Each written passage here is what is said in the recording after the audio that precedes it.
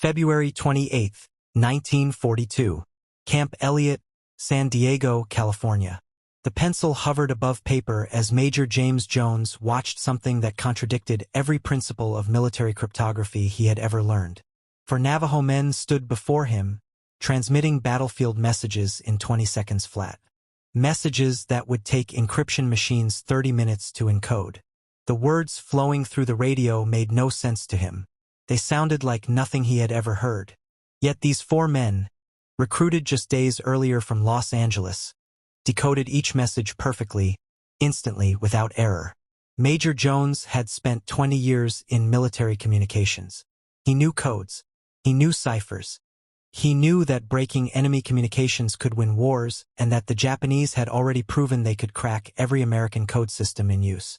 The Marines were losing the cryptographic war before they even began fighting in the Pacific. But what he witnessed that morning would change everything. 420 Navajo Marines would eventually create the only unbreakable code in modern military history. A code so perfect that Japan's chief of intelligence would later admit they never came close to breaking it. The story begins not in 1942 but 24 years earlier in October 1918. 8 Choctaw soldiers serving with the American Expeditionary Force in France were placed on telephones during the Meuse-Argonne offensive. They spoke to each other in their native language. The Germans who had been tapping American phone lines and reading every message suddenly went silent. They could intercept the transmissions but could not understand a single syllable. The Choctaw language belonged to the Muskogean linguistic family found only in North America. No German cryptographer had ever encountered it. The 8 Choctaw Code Talkers gave American forces a crucial advantage in the final months of World War I, but military leaders forgot this lesson. The program ended with the war. The achievement was filed away and largely forgotten until December 7, 1941. Pearl Harbor revealed a terrifying truth about American military communications. The Japanese were reading American codes almost as fast as Americans could send them. Japanese intelligence services had been preparing for this war for years. Their codebreakers had cracked the Gray Code, the Brown Code, and numerous military systems. By early 1942, the situation had become critical. The Japanese could intercept American radio messages and break the codes within hours, sometimes minutes. Worse, they were using their English language skills to create havoc on American communications, broadcasting false orders to set up ambushes. Major Howard Connor, who would later command Code Talkers at Iwo Jima, described the problem. Every code we used, the Japanese broke, every cipher, every encryption system, every mechanical device. They had brilliant cryptographers and unlimited time to work on our messages.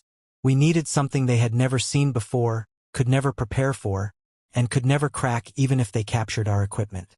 The existing American encryption systems were not only vulnerable, they were painfully slow. The M94 cipher machine required 30 minutes to encode a 3-line message, another 30 minutes to decode it on the receiving end. In the fast-moving battles of the Pacific, this delay was often fatal. Enter Philip Johnston. Born in 1892 in Topeka, Kansas, Johnston was not Navajo. His parents were missionaries who moved to the Navajo reservation in Arizona when Philip was 4 years old. He grew up among the Navajo people, learning their language, absorbing their culture. By age 9, Johnston spoke Navajo fluently enough to serve as interpreter for a Navajo delegation sent to Washington to lobby for tribal rights. By his teenage years, he was one of perhaps 30 non-Navajo people in the entire world who could speak the language with any degree of fluency. Johnston served in World War I, returned to Los Angeles, and worked as an engineer for the city water department. By December 1941, Philip Johnston was 49 years old, comfortably settled in his career, far removed from his childhood on the reservation. Then he read a newspaper article in February 1942 describing Army training maneuvers where Native American soldiers had transmitted messages in their tribal languages. Johnston understood something that few others in America could grasp. The Navajo language was not just difficult. It was virtually impossible for outsiders to learn. Navajo belongs to the Abiscan language family. It has no alphabet. No written form existed until American missionaries created one in the 1920s. The language relies heavily on tonal qualities where the same sound means different things depending on pitch and emphasis. Its syntax bears no resemblance to English, Japanese, German, or any European or Asian language. Johnston knew that during the 1920s and 30s, Germany and Japan had sent students to study Native American tribes. They had learned Cherokee, Chow, and Comanche, but they had never studied Navajo. The reservation was too isolated. The language was too difficult. The day after reading the article, Johnston went to the naval office in Los Angeles. He told them his idea. Use Navajo speakers as radio operators. Let them transmit messages in their native language. The Japanese would never break it because they had no starting point, no reference, no way into the language. Johnston had 2 weeks to organize a demonstration. He found 4 Navajo volunteers in Los Angeles. On February 27, 1942, Johnston and his volunteers traveled to Camp Elliot. February 28, 1942, 0900 hours. Major Jones and Major General Clayton Vogel assembled in a communications room. They had invited skeptical staff officers. Everyone expected this demonstration to fail. Johnston placed 2 of his Navajo volunteers in one room, 2 in another room 50 yards away. He connected them by field telephone. Then he handed the first pair a written message in English. Enemy expected to make tank and dive bomber attack at dawn. The first Navajo man read the message, picked up the field telephone, and spoke in Navajo. 20 seconds. The receiving Navajo man wrote down the message in English. Enemy tank dive bomber expected to attack this morning, virtually verbatim. The machine translation would have taken 30 minutes and required code books that could be captured. Major Vogel immediately wrote a letter to the Commandant of the Marine Corps. He recommended recruiting 200 Navajo men immediately. The letter was dated March 6, 1942. The Corps approved a pilot program, 30 Navajo recruits. If it worked, they would expand. On May 4, 1942, 29 Navajo men boarded a bus at Fort Defiance, Arizona. They were transported to Fort Wingate, New Mexico, then sent to Marine Corps Recruit Depot San Diego. These 29 would become known as the Original 29. They completed 7 weeks of standard Marine Corps boot camp. On June 27, 1942, Platoon 382 graduated. They were immediately sent to Camp Elliot for specialized training. Their mission was unprecedented. They had to create a military code using their own language. The challenge was formidable. Military communications required hundreds of specialized terms. Tank, submarine, artillery, battalion. The Navajo language had no words for these modern military concepts. The solution was brilliant. The Code Talkers created 2 types of code. Type 1 was an alphabet system. They assigned Navajo words to each letter of the English alphabet. But instead of using just 1 word per letter, they created multiple words to prevent frequency analysis. The letter A could be represented by WL, which means ant, or Barana, which means apple, or Se-nil, which means X. This prevented Japanese cryptographers from using statistical analysis to break the code. Type 2 was direct word substitution for common military terms. Submarine became Bash-Lo, which translates as iron fish. Battleship became Lotso or whale. Fighter plane became Dahi-Tihi hummingbird. Bomber became JH show buzzard. The Code Talkers organized ships and aircraft by their characteristics. Ships were fish because they moved through water. Aircraft were birds because they flew. This system made intuitive sense to Navajo speakers but would be incomprehensible to outsiders. The original code contained 211 terms. Within months, it expanded to 411 military vocabulary terms. This final dictionary, combined with the Type 1 alphabet substitution system, created a code of remarkable depth and flexibility. Every term had to be memorized during training. Nothing was written down in the field. By August 1942, the Original 29 had completed their training. They had created a fully functional military code using the Navajo language. They could encode, transmit, and decode messages at speeds that amazed their instructors. The Code Talkers began deploying to combat units in late 1942. The first group was assigned to the 1st Marine Division fighting at Guadal Canal. August 7, 1942. Guadal Canal. The first Navajo Code Talkers arrived in the combat zone and immediately went to work. Within hours, they were transmitting battlefield communications in their native language over open radio channels. The results astounded Marine commanders. Messages that previously took 30 minutes to encode and another 30 minutes to decode now flew across the airwaves in seconds. Artillery coordinates, enemy positions, troop movements, all transmitted instantly in a code that no one could break at Guadal Canal. Code talkers worked around the clock in the oppressive heat and humidity of the Solomon Islands. They operated from foxholes, command posts, and forward observation positions. Despite these conditions, the code talkers maintained perfect accuracy in their transmissions. But the code talkers faced unexpected challenges beyond enemy fire. American Marines who had never heard Navajo sometimes mistook the code talkers for Japanese infiltrators. The guttural sounds, the unfamiliar tones, the rapid speech patterns sounded nothing like English. Several code talkers reported being held at gunpoint by fellow Marines who suspected they were enemy soldiers. The solution was to assign each code talker a bodyguard who would protect them from both enemy action and friendly fire. The Japanese response to the Navajo transmissions revealed just how effective the code was. Japanese radio operators recorded every transmission. They sent the recordings to cryptographic units for analysis. The results baffled them. Japanese intelligence had broken almost every American military code. They employed thousands of skilled cryptographers. They had unlimited time and resources. Yet the Navajo transmissions made no sense whatsoever. They tried frequency analysis, the standard method for breaking substitution codes. But the multiple substitutes for each letter defeated this approach.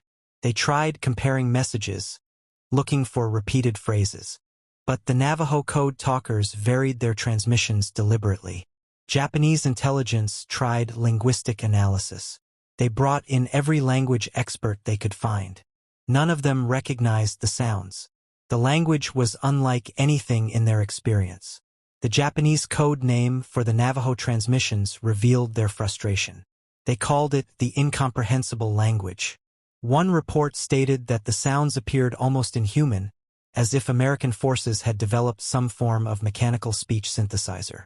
By late 1942, Japanese commanders were receiving warnings from their intelligence services. The Americans were using some form of unbreakable code on tactical communications. All attempts at decryption had failed. At Tarawa in November 1943, code talkers transmitted and received over 800 messages during the 76-hour battle. Not a single error was recorded. Japanese forces intercepted many of these transmissions, but gained zero intelligence value from them. At Peleliu in September 1944, code talkers coordinated the entire amphibious assault. They handled all communications between ships, aircraft, and ground forces for 73 days under some of the worst conditions in the Pacific War. But the true test came at Iwo Jima, February 19, 1945, the largest amphibious assault in the Pacific War. 6 Navajo Code Talkers worked around the clock during the first 48 hours of the battle. They transmitted over 800 messages in 2 days. Every message was transmitted in Navajo. Every message was decoded instantly. Every message was completely accurate. Major Howard Connor stated it plainly in his after-action report. Were it not for the Navajos, the Marines would never have taken Iwo Jima. The Japanese never stopped trying to break the code. Even as their empire crumbled, their cryptographers continued working on the Navajo transmissions. They devoted significant resources to the problem.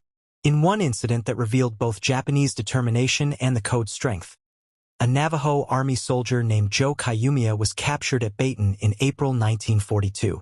Kayumiya was Navajo, fluent in the language, but he was not a code talker. He had never been trained in the code. Japanese intelligence officers brought Kayumiya to a communications room. They played recordings of Navajo Code Talker transmissions. They ordered him to translate. Kayumiya listen kafel. He heard Navajo words he recognized. But the messages made no sense.